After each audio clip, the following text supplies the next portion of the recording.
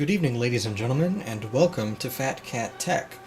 Today, I'm going to be reviewing the Sony HDR-TG1. So this is a somewhat rare camcorder released by Sony in 2008, and as you can see, it is designed for pocket use. This is the camcorder itself, but before we get to that, I'd like to go over the box. So here it is. So as you can see on the box, they advertise the 4 megapixel image recording, face detection, a premium hard coating, built out of pure titanium so it'll be difficult to scratch, but it is not an action camera, so it's just purely for, like, if you put it in your pockets with, you know, your car keys or something like that. A 4GB Memory Stick Pro Duo is supplied with this camcorder, and it comes with a Handycam station. On the front here it says HD 1080. Right here in super tiny letters it says 1080 60i. 60i is not as good as 60p. It'll still offer smoother recording than 30 frames per second. The issue is programs like Vegas Pro only recognize 60i as 29 frames per second, so you might have to configure it a little strangely. If we take a look at the back here, you can see that's all the accessories that come in the box. This wasn't new in box, so it probably doesn't have all these accessories. You can pause the video and take a look at those if you like. To give you the idea of how old this actually is, the newest operating system they say it works with is Windows Vista, and it goes as old as Windows 2000. It'll work on newer Windows operating systems though, so don't let that confuse you, of course.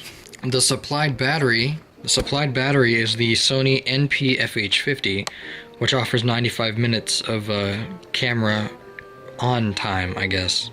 And it's part of the InfoLithium H series, which is the same battery that the HDR-CX7 uses. This is the battery itself. It is the NP-FH50, and it offers 6.8 volts and 6.1 watt hours. Now you're going to see that this is the only battery that will fit in the HDR-TG1. Larger batteries like this one right here, this is an NP-FH70, that one will not fit in it. This is the Handycam station. I mean, it's pretty basic. It is the DCRA C230. You could see it has the DC input, AV out, and a USB input as well.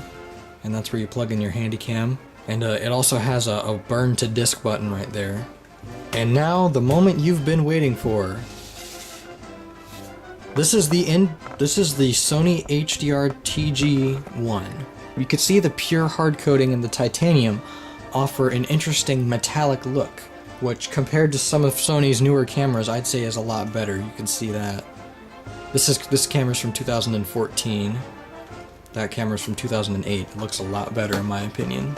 So if we take a look at this camera's outside features, you'll notice it's got the Handycam logos, all that stuff. Carl Zeiss Vario Tessar lens. It's got all these measurements here, which I'm still not sure what any of those numbers actually mean. Anyway, it's got an automatic lens cover as well, so you can you don't have to worry about opening and closing it, like again with Sony's newer cameras. On the side here, you can see it's got all the fine print, as I like to call it. It's also got an HDMI out and a power button. That also states that it will take the Memory Stick Pro Duo. So right here it states the model number, tells you what it is, it's a camcorder. Yeah, that's pretty much it. Made in Japan, obviously, because it's a Sony product. That's your DC in, and that's another AV out.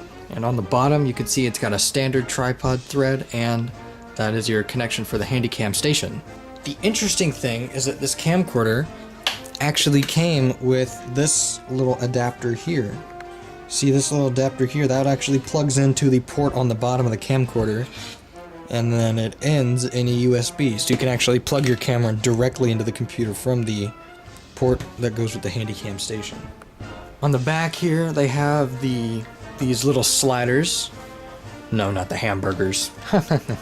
This is your zoom lever right here. This is the mode button, which will switch between picture and video mode, and that's your recording start-stop button. And this is actually a picture button here, which I know it's a little bit difficult to see, but it is. And then, secret door. This is your battery storage. Remember when I mentioned earlier that the bigger Sony batteries won't work with it? This is what I was talking about, because this battery compartment is a fixed size. Again, kind of similar to Sony's newer camcorders. That right there is where your Memory Stick Pro Duo goes, right in there. And then there's this little weird space over here, if you notice that. I don't actually know why that's there, but whatever. And on the top here, you can see it has a 5.1 channel surround sound microphone and the 4.0 megapixel still image recording. And now we open it up. On the inside of the LCD, on the inside of the panel here, you get your display and battery info, and you get easy mode, and a tiny little reset button right there, model number again, and your built-in speaker. So let's look through these menus here. Sorry, my fingernails are a little long, but sometimes you wait a little too long to cut them. So I'm going to start with video quality here. As you can see, there are 4 different options: 16 megabits per second, FH mode; 9 megabits per second, high quality mode; 7 megabits per second, standard play mode; and 5 megabits per second, long play mode. So that's the different options you get for the video quality and the recording mode, depending on how big your memory stick is that's in there. Built-in zoom mic, huge ripoff, by the way. Don't get excited if you see a product with a built-in zoom microphone. It's not worth it. Mic ref level, flash mode. Your fader, it gives you the most basic faders. Digital effect, old movie, same with the CX7. The picture effects, basic picture effects. White balance, color slow shutter, not to get confused with auto slow shutter, I think is what it's called. Color slow shutter slows down the shutter a significant amount for help with darker videos. Exposure, spot meter, and scene selection. Focus, spot focus, and telemacro. And then if we go out of that menu and go into this menu, we get a few more advanced settings. You get the recording mode, audio mode between 2-channel stereo and 5.1 channel surround sound. Now, I have some beef to pick with 5.1 channel surround sound microphones, guys, let me tell you. Because the camcorder that I'm using, that you're watching this video being recorded with right now, has a 5.1 channel surround sound microphone. This camera has one too. Both of these camcorders, when used, have a severe dominance towards the right side of the microphone. I don't know why. I don't know what the deal is, but they do. So I've decided to just shun 5.1 channel microphones. I prefer 2-channel stereo myself. Digital zoom goes up to 120 times. Would not recommend that because it gets very grainy and the video quality lowers significantly. Keep it at 20 times, that's just far enough to get the details of something you might be missing, and it doesn't get too grainy in the long run. Steady shot, basic steady shot for Sony camcorders. Auto slow shutter, what I was talking about earlier. This is just for taking brighter pictures in darker surroundings. It doesn't actually, it doesn't lower the shutter speed a significant amount. XV color mode, still not 100% sure what that means, but I'm guessing it's better colors. Guide frame, I like the guide frame. Zebra, still don't know what zebra does. Sorry. Remaining recording setting, you can set on auto or on. I keep it on. You could subtitle the date, which is something which, if you think about it, is actually a pretty interesting feature. Because 2008, many DV camcorders were still pretty big in 2008. So this kind of feature in this camcorder is actually something you wouldn't expect nowadays. But you would actually expect it these days to kind of give it that feel that it was recorded with, an old-fashioned camera, if you're that kind of person. Flash mode again, flash level, red eye deduction, index setting, and face detection. Photo settings, it takes you into photo mode for some reason, which I don't quite like, but you can set your image size between 4 megapixels, 3 megapixels, 1.9 megapixels, or 0.3 megapixels. File numbering, you can set it on series or reset. Guide frame, zebra, flash mode, flash level, red eye deduction, and face detection, pretty basic. View images setting, date code, and display. Sound and display settings, volume, beep, LCD brightness, LCD backlight level, LCD color. Output settings, 16:9 or 4:3. Display output, you could set it to be just the LCD panel or the V out, or the LCD panel, both of them. Component, 1080i or 480i, or just 480i. As stated on the box, right back there, the box, it records in interlaced format. Clock and language, clock setting, area setting, daylight savings time setting, and language setting. General settings, demo mode, you can calibrate it, quick on standby, auto shut off, and control for HDMI. And that's under the general settings. Under the media settings, you can set it between HD or SD, which is high definition or standard definition. You can get your media info, format your card, or repair the image database file, which I've had to do quite a few times. When you switch your memory cards between these different Sony camcorder models, you find that that's something you have to do quite a bit. Other settings, delete, photo capture, edit, or edit your playlist. Print, USB Connect or TV Connect guide. The view images category, visual index, regular index, picture index or your playlist. And then you get your different modes, which is movie photo, which you can set using this slider here. But there's also smooth slow recording. That records in slow motion, I believe 120 frames per second, but do not quote me on that. I'm going to try to get some test footage of that, but no guarantee. That is the HDR-TG1, and now I will get to the test footage. I'm going to start the test footage by testing the 120 times digital zoom.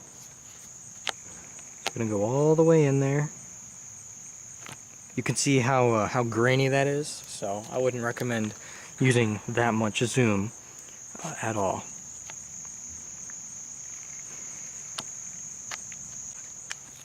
I now have the zoom set on 20 times, so let's see how far that goes. You can see that doesn't go as far and it looks just fine. So, and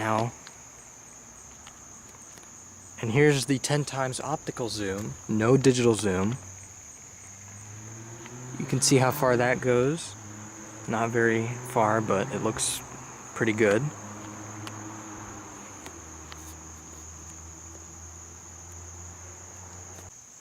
I'm now going to test out the different video qualities and bit rates and all that stuff. So right now it's recording 2-channel stereo on 16 megabit per second mode. Now it's recording on 9 megabits per second mode. You can see the difference there. It is now recording on 7 megabits per second mode, SP mode as it's called. And finally LP mode, which is 5 megabits per second. Now when I was editing earlier footage that I got from this, I couldn't actually tell the difference, but maybe you can.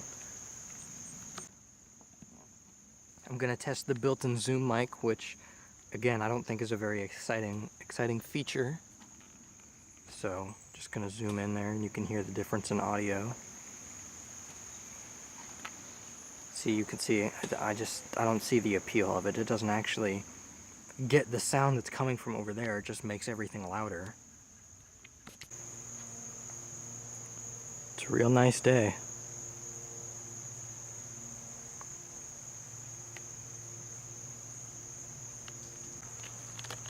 I'm going to test out going from a brighter area here to a dark area, so see how this does.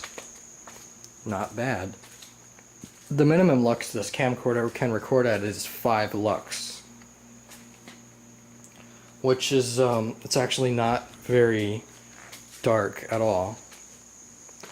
To compare, the HDR-CX240, which is one of Sony's newer low-end models, can record in 3 lux at the lowest.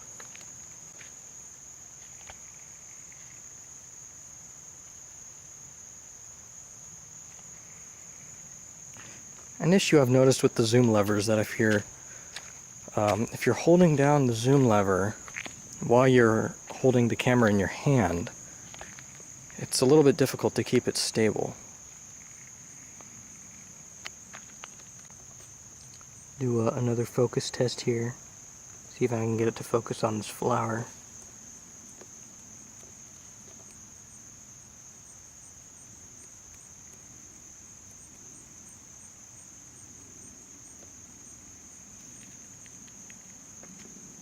Still pretty quick. Psst, psst, psst, psst, psst. Here, kitty, kitty, kitty. Hey. Meow. Look at you, got the little goop on your eye. Why you got the goopy eye? I'll have to clean that off later.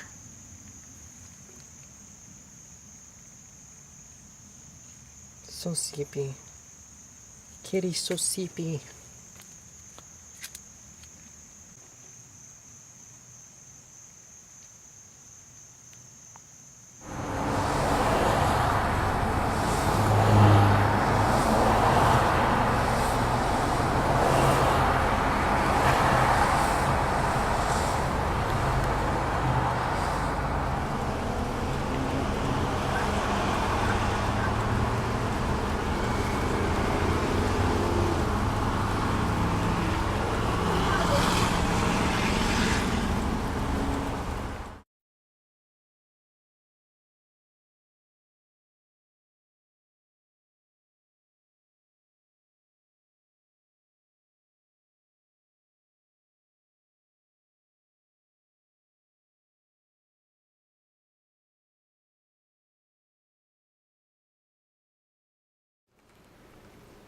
So, now on to the recommendation. Would I recommend this camcorder to a friend? Absolutely! This is a great camcorder for just putting in your pocket and taking with you on any kind of adventure you go on. I mean, it's great. It turns on pretty quickly too, so you're not really gonna miss any special moments or anything. The only big issues I have with it is that the steady shot doesn't do a very good job. The digital zoom isn't great either, and it's not 60 progressive. So I think I'll give it a 9 out of 10, which is pretty good. That's it for this review. Next review will probably come out either 2 weeks or a month from now, because I'm going to be starting school soon. And with that, I have been Fat Cat Tech. Good evening and good night.